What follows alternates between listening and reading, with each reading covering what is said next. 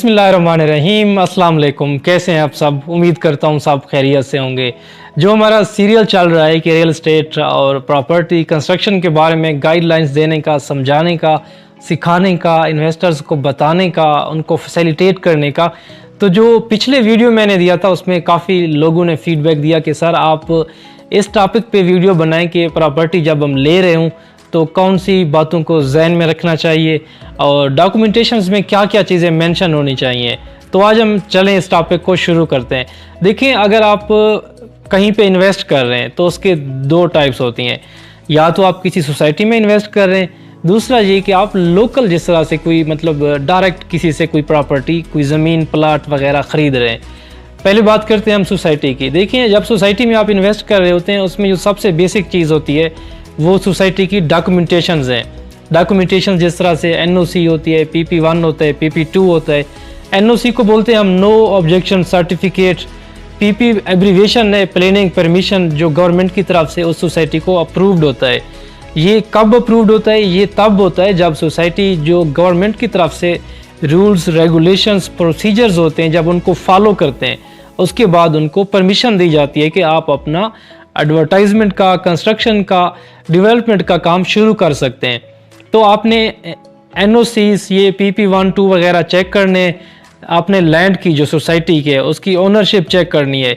इसको चेक कभी कैसे करें? इसको चेक करने का वैसे आसान तरीका है, आजकल वेबसाइट्स हैं, गवर्नमेंट की वेबसाइट्स हैं या फिर जो गवर्नमेंट बॉडीज़ हैं, आप उनके ऑफिशियली वहाँ पे आप उन ऑफिस को विज़िट कर सकते हैं, वहाँ पे देख सकते हैं, वहाँ पे आप अपनी क्वेरीज़ के आंसर्स वहाँ से फाइंड आउट कर सकते हैं, पूछ सकते हैं कि ये जो सोसाइटी है क्या ये आपके रिकॉर्ड में है, अगर है तो ये कौन से फेज़ में चल रही है, PP1 में है, 2 में है, इसकी ओनरशिप क्लियर है नहीं है। तो ये सारे आपने जो डाउट्स हैं ये थोड़े से पहले क्लियर कर लेने हैं। देखिए, अगर आप ये थोड़ा सा टाइम देंगे, इन चीज़ों को क्लियर करेंगे तो इन फ्यूचर आपको जो बाद में इन्वेस्ट के बाद परेशानी होती है वो आप उससे बच जाएंगे।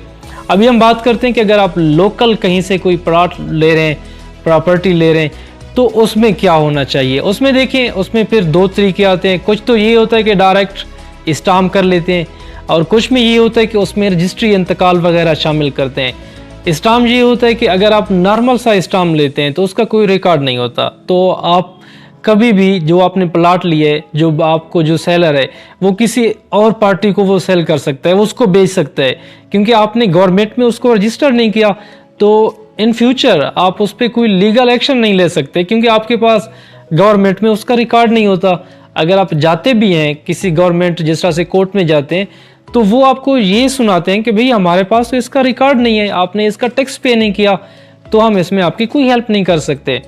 दूसरा ये होता है कि आपने रजिस्ट्री और इंतकाल की तरफ जाना होता है। उसमें जिस तरह से हमारे पटवारी होते हैं वो उसमें इन्वॉल्व होते हैं, तो आपने कुछ फीसेस होती हैं, गवर्नमेंट का टैक्स होता है वो पे करना होता है। जो गवर्नमेंट का टैक्स होता है मोस्टली रजिस्ट्री के लिए वो वेरी करता है, 3 to 5%, 6% मैक्सिमम ऐसे।